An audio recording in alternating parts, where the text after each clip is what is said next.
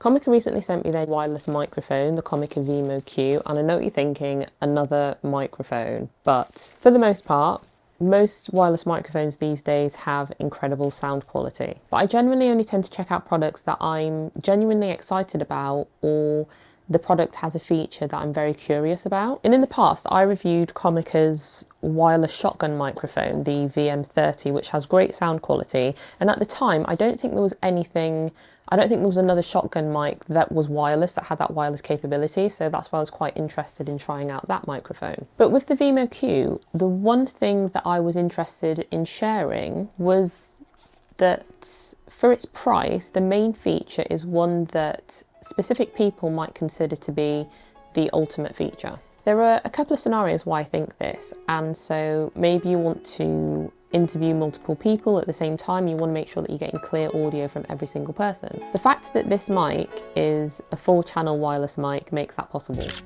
The 4 audio tracks are split in one of 2 ways, and if you're connected to your camera, the first is by having 2 of the transmitters recorded on one channel and then the remaining 2 transmitters recorded on the right channel. But if you want to split them out so that they each record on their own separate channel, giving you 4 individual analog audio channels, then you'd need to connect the receiver using a dual head audio cable, either 3.5mm TRS to TRS cable or 3.5mm TRS to XLR.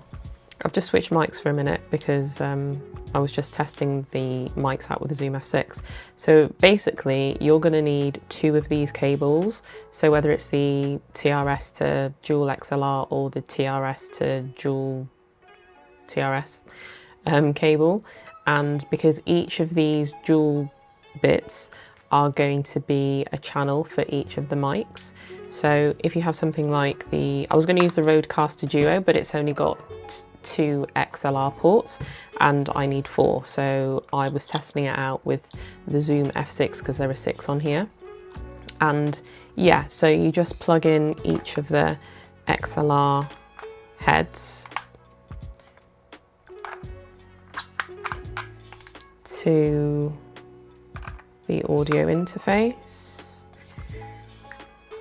and then the TRS connectors, you'll just plug those, each of those, into the 3.5mm port on the receiver, and then that will give you this looks such a mess at the moment, but this will give you the 4 separate channels. So the other thing that you want to do is change the receiver over to quad mode, because you've got mono, stereo and quad.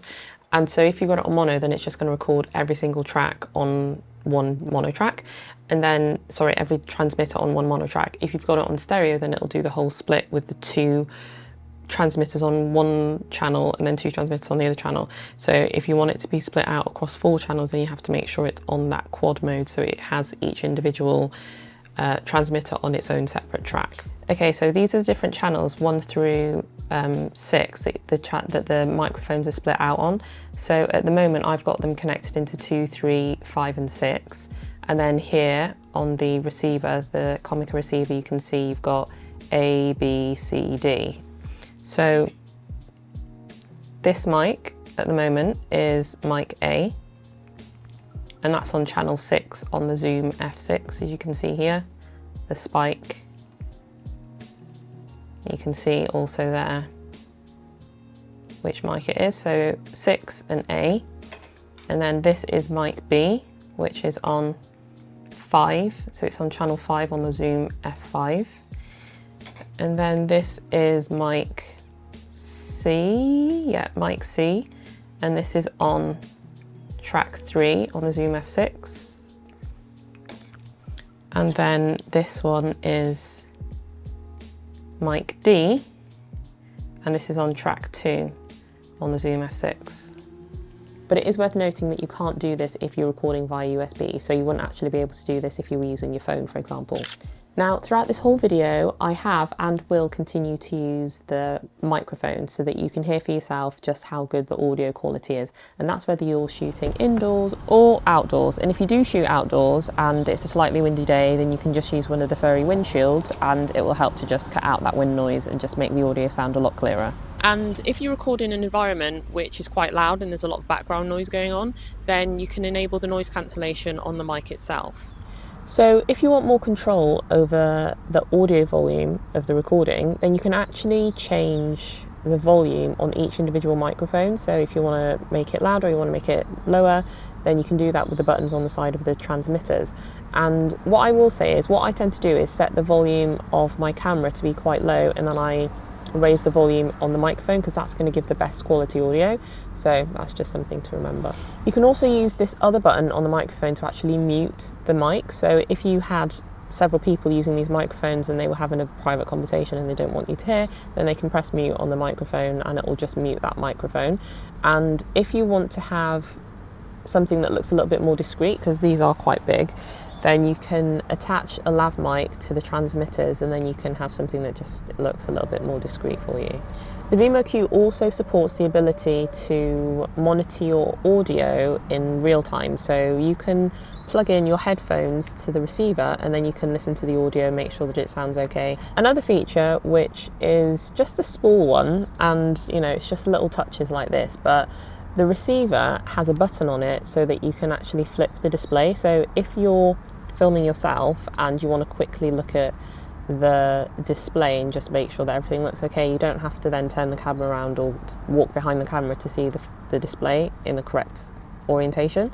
So yeah, you can flip it so that if you're behind the camera, then you'll be able to see it better, and if you're in front of the camera, then you'll be able to see it better, which is just, like I said, a nice little touch. Another thing with the receiver is that when you take it out of the case and you take the transmitters out of the case as well, then it's just going to pair the mics automatically, so you don't have to do it every time. And the case isn't just a carry case and storage case, it's actually a charging case as well. So each transmitter will give you up to 8 hours of battery life, but with the charging case, Comica states that you'll get up to 26 hours in total. You'll also be able to see a battery level indicator for the transmitters, the receiver and the case. So when everything is in the case, you'll be able to see that on the display of the receiver. By the way, before I forget, if you were wondering whether the mics have 32-bit flow internal recording, they don't. So something to be aware of if that's something that you want in a mic. And also there's no clip on the magnetic mount, on the transmitters, so you just have to use the clip to clip it onto your clothing, so you can't mount it in any other way, you just have to use the clips. So just worth noting. So if you want to check it out further, I've dropped a link in the description and a QR code on the screen.